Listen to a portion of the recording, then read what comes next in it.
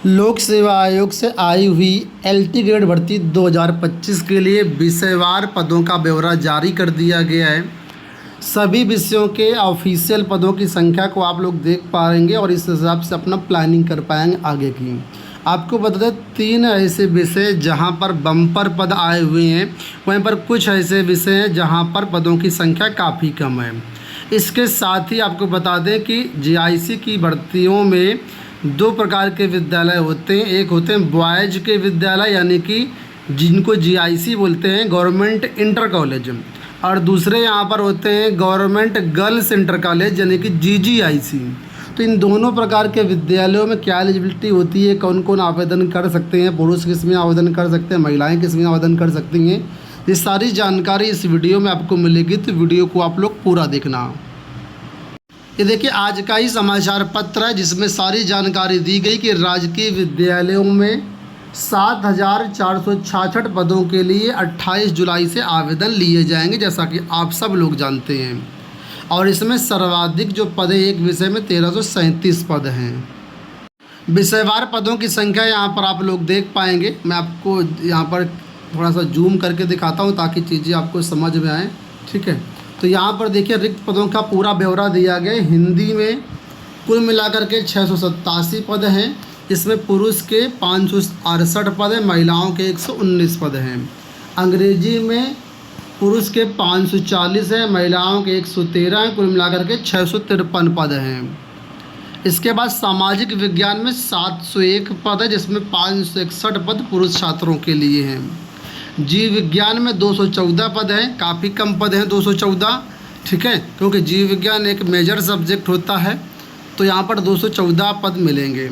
विज्ञान के सबसे ज़्यादा दोस्तों यहाँ पर पद हैं। आप लोग जानते होंगे कि विज्ञान विषय एक ऐसा विषय है जिसमें 2018 में मुश्किल से 50 छात्रों का भी चयन नहीं हो पाया था।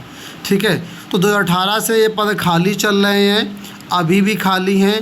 रिटायरमेंट के कारण, ट्रांसफ़र के कारण पद खाली हुए हैं। तो कुल मिलाकर के ये जो पद हैं 1337 पद पुरुष छात्रों के लिए, पुरुष वर्ग मतलब 37 कुल पद हैं जिसमें पुरुष के लिए 764 और महिलाओं के लिए 573 पद हैं।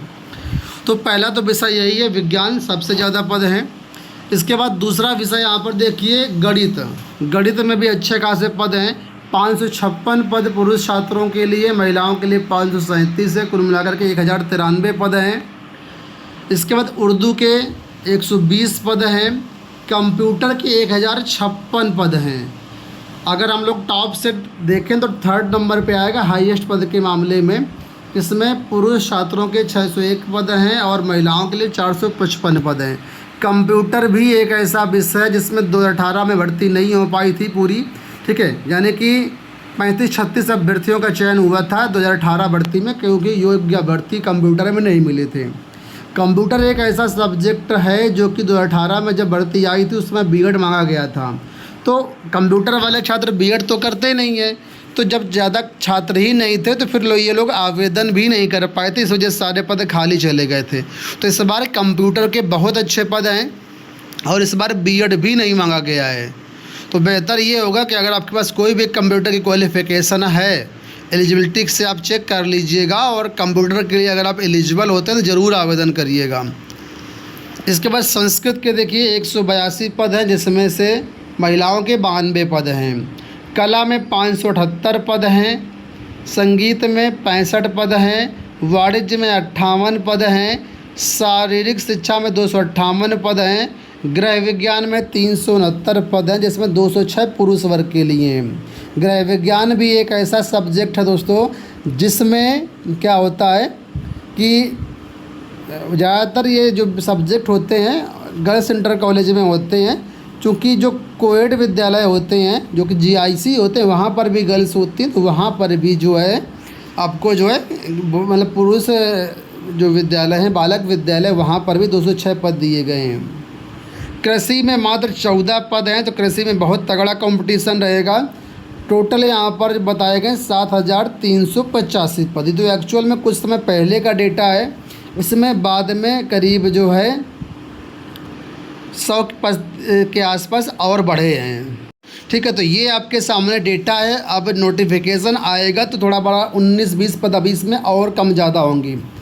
ठीक है, क्योंकि इसमें जो पदों की संख्या बताई गई 7,385 बताई गई, जबकि रियल पद वर्तमान में 74-66 हैं। ठीक है, तो ये जो है करीब 80 के आसपास जो पद हैं वो और आपको बढ़ते हुए नज़र आएंगे अलग अलग सब्जेक्ट के हिसाब से। तो अगर हम बात करते हैं तो 3 विषय गणित, कंप्यूटर और विज्ञान, ये 3 विषय ऐसे हैं जिसमें सर्वाधिक पद हैं, 1000 के ऊपर पद हैं। सबसे ज़्यादा पद तो विज्ञान में ही है, 1337 पद हैं। ठीक है, तो यहाँ पर आपके लिए अच्छा मौका है। वहीं पर कुछ विषय ऐसे हैं जिसमें काफ़ी कम पद हैं, हालांकि इसमें ज़्यादा छात्र भी नहीं होंगे, जैसे कि मान लीजिए संगीत 65 पद हैं, कृषि 14 पद हैं, कॉमर्स 58 पद हैं। मतलब ठीक है, इसमें मतलब ऐसे पद हैं जो कि डबल डिजिट भी क्रॉस नहीं हो पाए हैं, तो ये पद हैं। वहीं पर कुछ विषय ऐसे हैं जो कि में सबसे ज़्यादा स्टूडेंट रहते हैं। पहला तो यहाँ पर हिंदी में पद ठीक हैं, कम ज़्यादा कम बहुत कम तो नहीं कर सकते हैं। ठीक है, लेकिन ठीक पद हैं 687 पद, लेकिन कंपटीशन भी तगड़ा रहता है। इसके साथ ही सामाजिक विज्ञान में देखें 701 पद है, यहाँ पर भी अच्छा खासा कंपटीशन रहता है। अंग्रेजी में भी कंपटीशन रहता है। मैं यहाँ पर बच्चों की संख्या के हिसाब से बात कर रहा हूँ। ठीक है, कंपटीशन तो हर विषय में रहेगा, लेकिन इन विषयों में ज़्यादातर छात्र होते हैं। वहीं पर एक मेन सब्जेक्ट विज्ञान भी है, तो विज्ञान में पदों की संख्या खैर अच्छी है, लेकिन कंपटीशन यहाँ पर भी रहता है। बहुत सारे विद्यार्थी विज्ञान के भी होते हैं, गणित में उतने नहीं होते, लेकिन विज्ञान में काफ़ी ज़्यादा छात्र होते हैं। ठीक है, इस बार कंप्यूटर में भी कंपटीशन रहने वाला है, क्योंकि कंप्यूटर में बीएड तो लगाया नहीं गया है। इस बार कला में कंपटीशन कम देखने को मिल सकता है, क्योंकि यहाँ पर कला में क्या है कि बीएफए वालों को मौका दिया गया है, और साथ में जो कला में स्नातक हैं उनको भी मौका दिया गया है। कोई भी टेक्निकल आर्ट वाले यहाँ पर आवेदन नहीं कर पाएंगे, प्रावधिक कला वाले। तो यहाँ पर जो कला से स्नातक किए हुए या बीएफए किए हुए उन्हीं को यहाँ पर मौका मिलेगा। तो ये पदों की संख्या दोस्तों हो गई आपके सामने पूरी। अब हम बात कर लेते हैं यहाँ पर कि कौन कौन से अभ्यर्थी आवेदन कर सकते हैं। तो देखिए, जो पुरुष वर्ग के लिए पद यहाँ पर बताए गए हैं, इन पुरुष वर्ग वाले पदों में कोई भी अभ्यर्थी आवेदन कर सकता है, वो चाहे वो पुरुष हो चाहे महिला हो।